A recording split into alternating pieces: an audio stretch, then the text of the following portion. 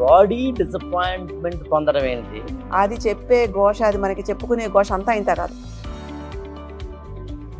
Pain అనే language భాషగా తీసుకుంటుంది.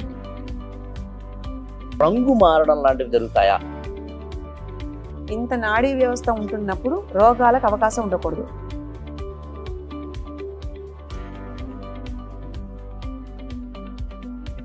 మన బాడీ మనతో మాట్లాడుతుంది.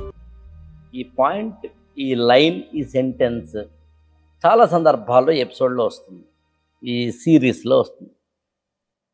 మనం ఇతరులతోటి ఉన్నప్పుడు కొంచెం డిస్సాటిస్ఫాక్షన్తో ఉంటూ ఉంటాం. అది జరగలేదు, ఇది జరగలేదు అని అసంతృప్తితో ఉంటూ ఉంటాం. డిస్సాటిస్ఫాక్షన్ కన్నా కొంచెం లేయర్ కిందన ఉంటుంది, అదేంటంటే disappointment.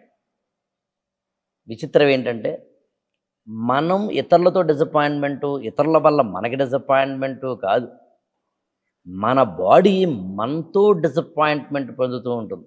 I repeat the sentence. మన బాడీతో మనం కాదు, మన బాడీ కూడా రే అని మనతో డిసప్పాయింట్మెంట్ పొందుతుంది. ఏంటా డిసప్పాయింట్మెంట్? బాడీ డిసప్పాయింట్మెంట్ పొందడం ఏంటి తెలుసుకునే ప్రయత్నం చేద్దాం. సత్యసింధూసి గారు నమస్కారం అండి. నమస్తే అండి. నేను ఇంట్రడక్షన్లో చెప్పాను, బాడీ డిసప్పాయింట్మెంట్ పొందడం ఏంటి, ఒకవేళ పొందితే అది మనకి చెబుతుందా, చెబితే ఏ లాంగ్వేజ్లో చెప్తుంది? అసలు శరీరం మాట్లాడుతుంది అనేది చాలా మందికి ఊహకందని ఒక ప్రశ్న. కానీ ప్రతిదీ సిగ్నల్ తోటో ఏదో ఒకటి మనకి అందజేస్తూ ఉంటుంది. కానీ చాలా సందర్భాల్లో అది మనతో మాట్లాడుతుంది. ఓకే ఓకే, ఎలాంటి సందర్భాలు? హ్యాపీగా ఉంటున్నప్పుడు it lets us to enjoy. నువ్వు హ్యాపీగా ఉన్నావు కదా, నువ్వు ఎంజాయ్ అంటుంది. బాధగా లేదా ఏదైనా దెబ్బ తగిలినప్పుడు కానీ డిస్ఈజ్ అంటే ఈజీనెస్ లేకపోయినప్పుడు అది పెయిన్ అనే లాంగ్వేజ్ భాషగా తీసుకుంటుంది.